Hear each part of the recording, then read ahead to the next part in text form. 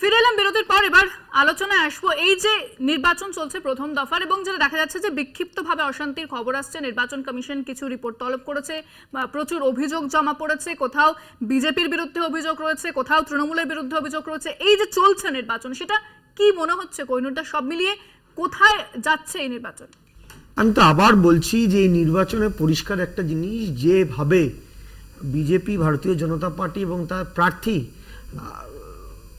হ্যাফাজেটলি foul করছে এবং লোককে মারছে, ধরছে, অন্যের বুথে ঢুকে যাচ্ছে। আপনাকে ইনফরমেশন দিয়ে দিই, মানুষ ঠিক গাছে যে নিজের বুথে ভোট দেয়, সে বুথে বিজেপির এজেন্ট দেওয়ার লোক নেই, বিজেপিটা করবার লোক নেই, বাইরের থেকে গুন্ডা ফুন্ডা নিয়ে এসে এরা ভোট করানোর চেষ্টা করছে। স্বাভাবিকভাবেই এই নির্বাচন, দেখুন একটা সময় আমরা দেখেছিলাম যে আলিপুরদুয়ার 7টা বিধানসভা বিজেপি জিতেছে, কুচবিহার 6টা বিধানসভা বিজেপি জিতেছে, জলপাইগুড়িতে আমাদের লিড আছে, কিন্তু দুটো লোকসভাতে আমাদের লিড নেই।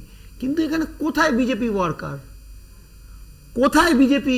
এই প্রসঙ্গটা নিয়ে আসবো। বিজেপি কি, মণিকাঞ্চন দা, বিজেপি কি ব্যাকফুটে চলে আছে? কারণ যে প্রচারটা নিয়ে কোচবিহারে শুরু হয়েছিল সেখান থেকে কিছুটা ব্যাকফুটে গেছে, সেখান থেকে সরে এসেছে। এরপর যে প্রার্থী নিয়ে তারা অনেকটা দেরিতে প্রার্থী দিয়েছে, যাকে দেওয়া হয়েছে দলের একাংশ মেনে নিচ্ছে না, প্রতিবাদ করছে, প্রচারে নামছে না।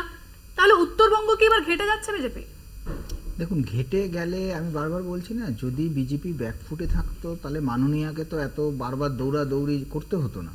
যদি ব্যাকফুটে থাকতো, ব্যাকফুটে নেই বলেই বরং এটুকু বলা যেতে পারে যে এক একটা জায়গায় 2 লাখের উপরে মার্জিন আছে, আর সেই মার্জিন ওভারকাম করে আসা এসে জেতাটা খুব একটা সহজ ব্যাপার নয়। তৃণমূল কংগ্রেস সেটা জানে, এবং তৃণমূল কংগ্রেসের কাছে উত্তরবঙ্গ একটা প্রেস্টিজ ফাইট হয়ে গেছে। আগে প্রথমে আপনারা দেখেছেন যখন 2011-র পরে 2016 নির্বাচনে গেল, কি ছিল ট্যাগলাইন?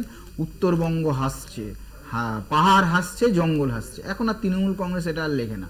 পাহাড় হাসছে কোথাও লেখা আছে? দেখুন, এত কিছু হচ্ছে, কোথাও লেখে না। কিন্তু প্রার্থী নির্বাচন করতেই আমি একটা জিনিস ক্লিয়ার করি, এটা আজকে কাঞ্চনদা তুমি একটু কনফিউজড আছো, আজকে কিন্তু ফেজে পাহাড়ের ভোট নেই। আজকে যে ফেজে ভোট আছে সেই ফেজটা পাহাড়ের ভোট নয়। আমি পাহাড় বলতে সেই সময় শুধুমাত্র দার্জিলিংকে বোঝানো হয়নি, উত্তরবঙ্গ বলতে জঙ্গলমহল, পাহাড় উত্তরবঙ্গ আর জঙ্গলমহল দুটো হাসছে, এরকম বলছিল। কারণ জায়গায় জঙ্গলমহল একাধিক জায়গা আপনারা জানেন যে 84 দিন 85 দিন বন্ধ থাকতো। এই যে এত ডামাডোল করে, এত বাগনিনাদ করে বলা হলো কি উত্তরকন্যা একটা তৈরি করা হলো। উত্তরকন্যা করার ফলে কি উত্তরবঙ্গের লোককে প্রশাসনিক কাজ করতে কলকাতায় আসতে হচ্ছে না? আসতে হচ্ছে না। তো সুতরাং আসতে হচ্ছে, কতটা কাজ হয়, সার্কিট হয়েছে, সার্কিট বেঞ্চ হয়েছে উত্তরবঙ্গে, পঞ্চানন বর্মা ইউনিভার্সিটি হয়েছে, আমাদের আলিপুরদুয়ার বিশ্ববিদ্যালয় হয়েছে, উত্তরকন্যা। আরে হয়েছে তো অনেক কিছু। এমনি আমরা সেগুলো কোথায় পেয়েছেন আপনারা? দিদিকে জয় সেতু মাননীয়াকে শিলাদি বলা হতো, যেখানে পারতো শিলান্যাস করে দিত, যা পারতো শিলান্যাস করতো। গৌরবঙ্গে দুপুরের পরে ক্লাস হয় না, যে কলেজগুলো ইউনিভার্সিটি আলিপুরদুয়ার বিশ্ববিদ্যালয়, পঞ্চানন বর্মা বিশ্ববিদ্যালয়, আলিপুরদুয়ার বিশ্ববিদ্যালয় মমতা বন্দ্যোপাধ্যায় করেছে, এবং পঞ্চানন বর্মা বিশ্ববিদ্যালয় করেছেন রাজবংশীদের।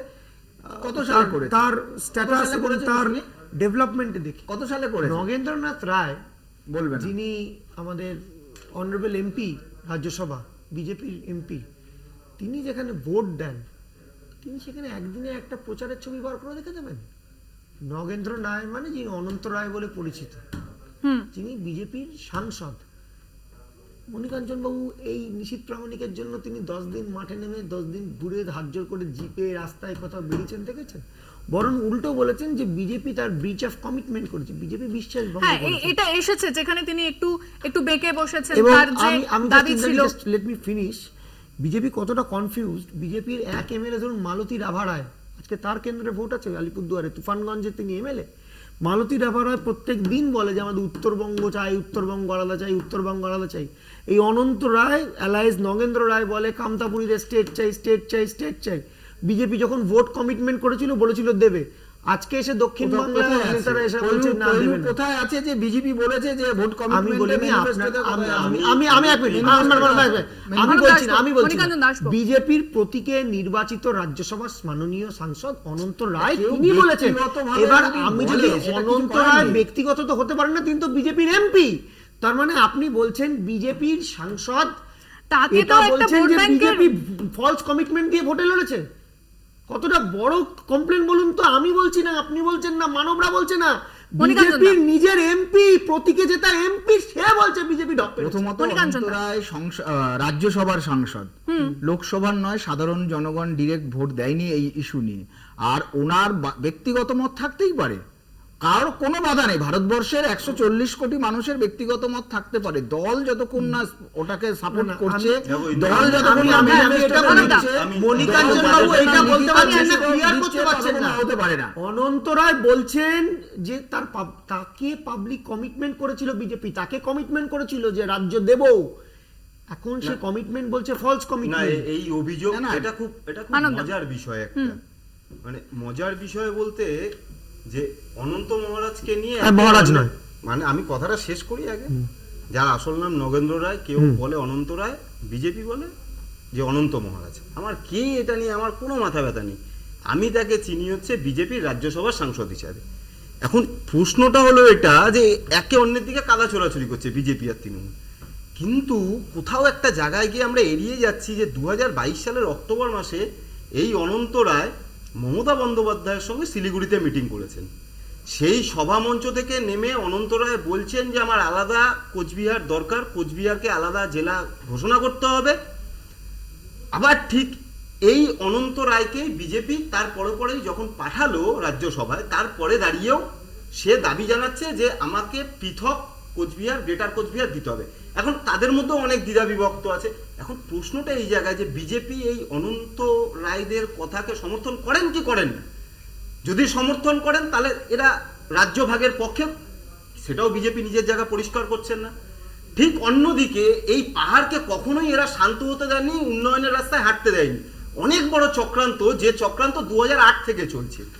2008-এ পৃথক রাজ্যের দাবিতে কামতাপুরী গ্রেটার অ্যাসোসিয়েশন বলে যে অ্যাসোসিয়েশন ছিল, তাদের সঙ্গে যৌথ লড়াই হয়। সেই সময় অতিরিক্ত পুলিশ সুপার সহ আরো 2 পুলিশ কর্মী মারা যায়। সেই পুলিশ কর্মী হত্যাকাণ্ডে গ্রেপ্তার হয় বংশীবদন বর্মন, এবং সেই বংশীবদন বর্মনকে 2011 সালে মমতা ব্যানার্জি সরকারে আসার পরে নিঃশর্ত মুক্তি দিল। তাহলে অনন্ত রায় নিয়ে এখন কি অবস্থান রয়েছে বিজেপির? মণিকাঞ্চন দা। দেখো, আমি তো বলে দিলাম, অনন্ত রায় নিজের বক্তব্য রেখেছেন, দল কোনোভাবেই এটাকে সাপোর্ট করে না। কিন্তু সেই এবারে প্রচার তো আপনার শুরু দলের হয়েছে। MP আপনি আরে, support করেন না? দলের আমি বারবার বলছি তাহলে না। তাকে বের করে দিন দল থেকে। দল থেকে সেটা আমরা ঠিক করে নেব, আমরা বের করব আরে কি তাহলে করব না আপনারা সেটা প্রত্যক্ষ আমরা নয়, ঠিক করে পরোক্ষভাবে নেব। support করছেন যে কিন্তু রাজ্যসভা- দল কোথাও ফিরছি। সাপোর্ট করেনি, কোনো ম্যানিফেস্টোতে লেখা নেই। একেবারে ফিরছি আরে আলোচনায়। অদ্ভুত ব্যাপার। একটা গুরুত্বপূর্ণ খবরের দিকে নজর রাখবো। ভোট দিলেন ঝড়ে বিধ্বস্ত ময়নাগুড়ির পুটিমারির বাসিন্দারা। 31শে মার্চ বিধ্বংসী ঝড়ে ক্ষতিগ্রস্ত হয় গোটা গ্রাম। স্বাভাবিক ছন্দে ফেরার চেষ্টা গ্রামবাসীদের। ভোটের লাইনে দাঁড়িয়ে সকাল থেকেই ভোট দিলেন গ্রামবাসীরা। এই ছবি দেখা যাচ্ছে যেখানে গ্রামবাসীরা তারা ভোট দিয়েছেন, এবং আমরা জানি যে কিছুদিন আগে, অর্থাৎ নির্বাচন শুরুর কিছুদিন গত আগে যে 31শে মার্চের ভয়াবহ ঘূর্ণিঝড়ে ক্ষতিগ্রস্ত হয়েছে ময়নাগুড়ি, বার্নিশ, পুঁটিমারি সহ বিভিন্ন এলাকা। 1000-এর ওপর বাড়ি সম্পূর্ণভাবে নষ্ট হয়ে গেছে। সেই সমস্ত আতঙ্ক কাটিয়ে এবং আতঙ্ককে কার্যত দূরে সরিয়ে ময়নাগুড়ির বার্নিশ, পুঁটিমারি সহ বিভিন্ন এলাকার সেই সমস্ত গ্রামের মানুষরা আজ তাদের গণতান্ত্রিক অধিকার প্রয়োগ করতে লাইনে দাঁড়িয়েছে। এই মুহূর্তে আমি রয়েছি কুলতলি বিএফপি বিদ্যালয়। সেখানে আজ সকাল থেকে ভোটারদের লম্বা লাইন চোখে পড়ছে। প্রত্যেকে জানিয়েছেন যে ঝড়ে ক্ষয়ক্ষতি হয়েছে ঠিকই, তবে নিজেদের যে অধিকার, নিজেদের অধিকার আদায়ের জন্য তারা ভোটের লাইনে দাঁড়িয়েছে। নির্বাচনে কে জিতবে কে হারবে সেটা একটু ফলাফলে জানা যাবে, তবে গ্রামের মানুষ চাইছেন যেই জিতুক না কেন তাদের যে ক্ষয়ক্ষতি হয়েছে তাদের পাশে যেন সে দাঁড়ায়।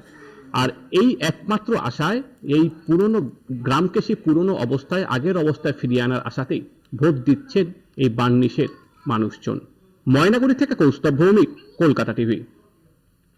আপনাদের নির্বাচন সংক্রান্ত সমস্ত খবর দেখালাম, এবং চলছে আলোচনা, চলবেও, এবং এই সংক্রান্ত খবর দেখার জন্য অবশ্যই নজর রাখতে হবে কলকাতা টিভির পর্দায়। ধর্মযুদ্ধ 2024, এরপর দেখুন অঙ্কুরের সঙ্গে।